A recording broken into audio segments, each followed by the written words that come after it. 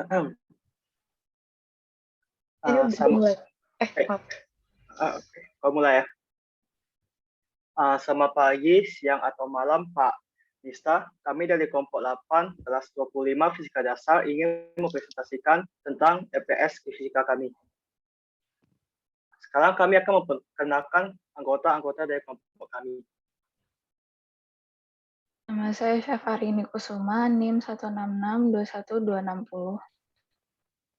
Saya Himawan Budiarto, NIM 166-21264. Saya Misa Divina, NIM 166-21268.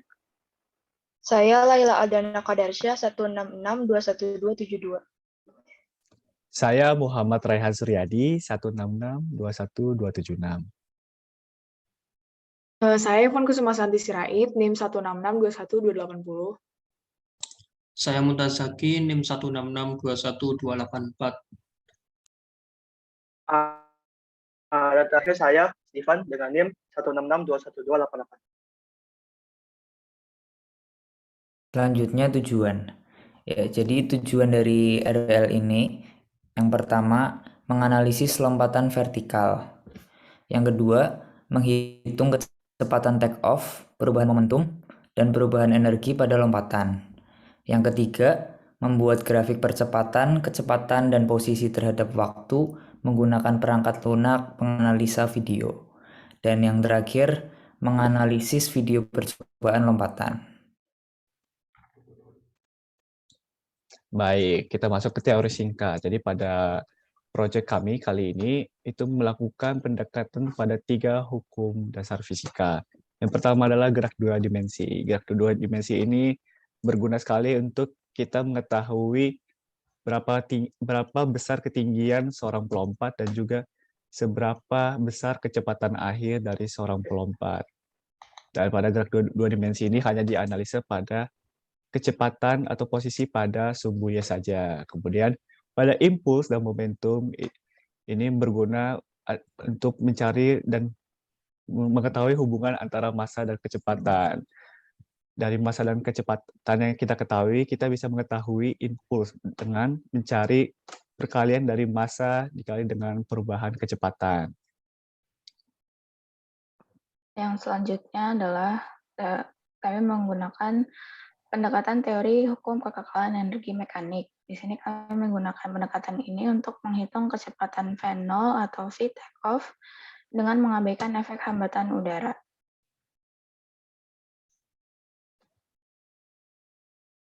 Oke, masuk ke metode percobaan.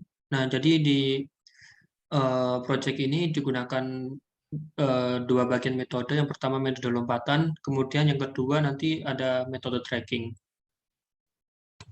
Nah, untuk metode lompatan sendiri dibagi menjadi 2, yaitu lompatan counter movement dan juga nanti ada lompatan squat. Nah, digunakan 2 variasi itu untuk membandingkan lompatan manakah yang akan menghasilkan tinggi lompatan yang maksimal. Yang pertama ada lompatan counter movement atau lompatan dengan melibatkan gerakan balasan yang mana diawali dengan seorang pelompat berdiri di sebuah bidang datar, misalnya lantai, kemudian jongkok dengan menekuk lutut dan dengan cepat meluruskan kembali sehingga akan menghasilkan gaya tolak di lantai sehingga dia bisa lompat gitu. Nah, di lompatan counter movement ini ada 2 cara bagaimana kita memposisikan tangan. Yang pertama ada posisi tangan yang dapat diletakkan di pinggul atau yang kedua diluruskan sejajar dengan badan. Nah, di proyek ini digunakan cara yang kedua, yaitu tangan diluruskan sejajar dengan badan. Ini bertujuan untuk mempermudah kegiatan tracking nantinya. Oke, bisa lanjut. Variasi yang kedua ada lompatan squat, yang mana lompatan ini dilakukan dengan posisi awal yang berbeda dengan lompatan yang sebelumnya, yaitu langsung dari posisi jongkok. Nah, dari posisi jongkok ini nanti si pelompat akan langsung meluruskan lututnya sehingga akan menghasilkan gaya tolak dengan lantai sehingga si pelompat bisa terbang gitu. Nah, di lompatan squat ini juga ada dua variasi cara meletakkan tangan. Yang pertama, bisa tangan diletakkan di belakang kepala dengan siku menghadap keluar, atau yang kedua, dengan cara tangan diluruskan sejajar dengan badan. Nah, lagi-lagi kami menggunakan cara yang kedua karena cara ini akan memudahkan dalam proses kegiatan untuk tracking nantinya dengan menganalisa video. Oke. Lalu ada metode tracking video.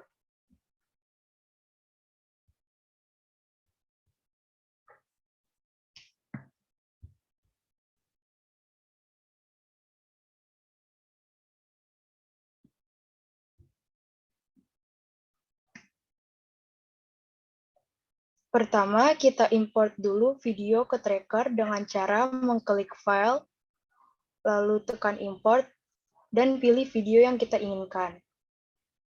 Lalu, jika sudah, kita klik calibration stick, tekan new, dan kita ubah ketinggiannya menjadi posisi setengah badan kita.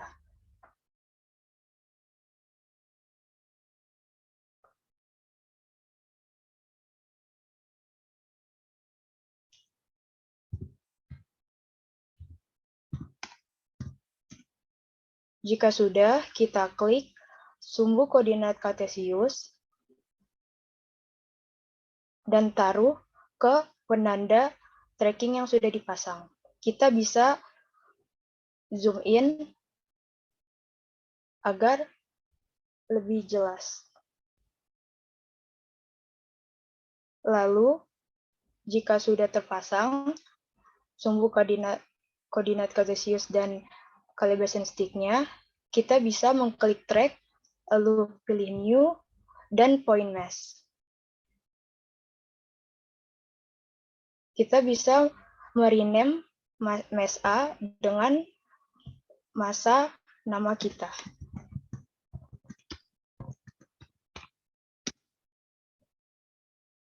Setelah sudah, kita dapat memulai proses tracking dengan cara klik Shift pada keyboard dan klik bagian kanan mouse. Jika sudah, sampai proses sebelum melompat dan setelah melompat akan terlihat grafik seperti berikut. Kita pilih plots 3 agar tampilan grafik ada 3 dan kita ganti sumbu Y menjadi Y yaitu ketinggian, lalu VY yaitu kecepatan vertikal, dan AY yaitu percepatan vertikal. Jika sudah, kita ubah masa ini menjadi masa kita. Lalu kita bisa merubah grafik menjadi PY yaitu momentum pada Y komponen dan K energi kinetik. Kita dapat menyimpan grafik ini dengan cara mengklik kanan bagian mouse dan klik copy image, lalu kita paste ke aplikasi Word. Selanjutnya, kita bisa menggunakan data grafik ini untuk pengolahan data dengan mengklik titik di gambar grafik untuk melihat nilai Y, PY, K, ataupun AY, VY terhadap waktu tertentu.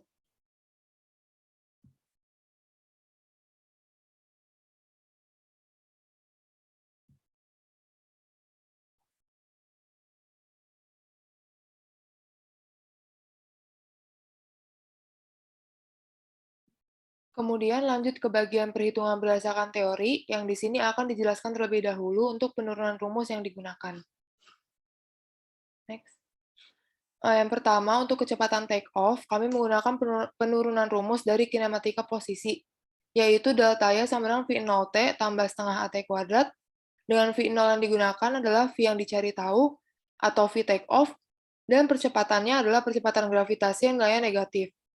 Kemudian lanjut ke perubahan momentum, kami menggunakan rumus MK delta V dengan VF-nya didapat dari penurunan rumus kinematika kecepatan, yaitu Vt sama dengan V0 plus AT, dengan V0-nya adalah V take off, dan percepatannya adalah percepatan gravitasi, sehingga akan didapatkan rumus yang tertera. Kemudian lanjut ke perubahan energi, kami menggunakan rumus perubahan energi kinetik dengan meninjau kecepatan awal, yaitu kecepatan take off, dan kecepatan akhir seperti pada rumus di bagian sebelumnya, yaitu perubahan momentum. Kemudian lanjut ke hasil perhitungannya yang disajikan dalam tabel.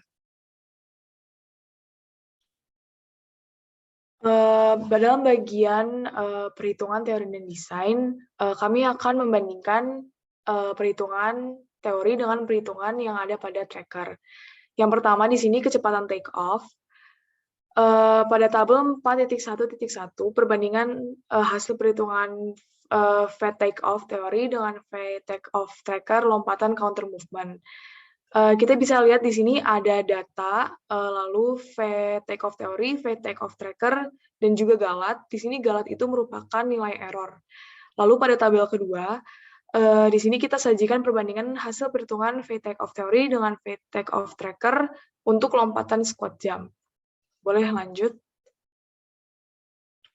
Selanjutnya kita membandingkan perhitungan teori dari perubahan momentum dengan perubahan momentum yang ada pada tracker.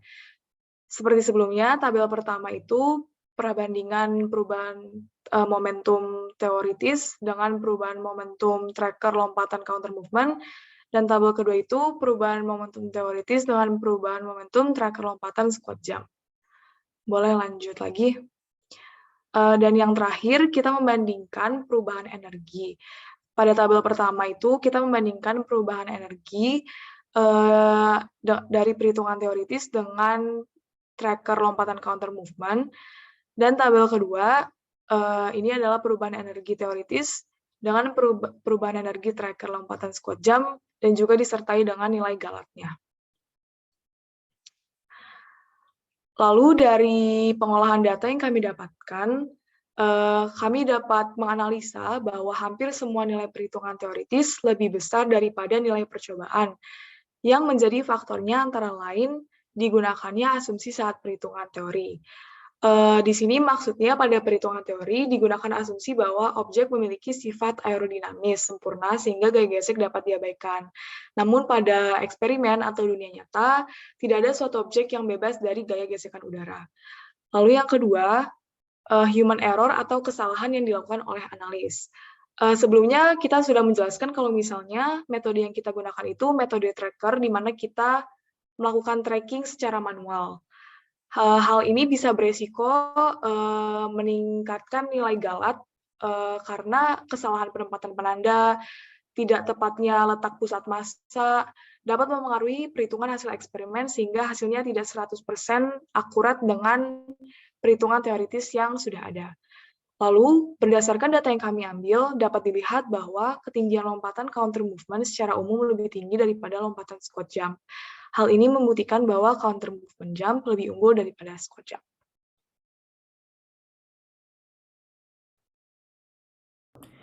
Selanjutnya kesimpulan.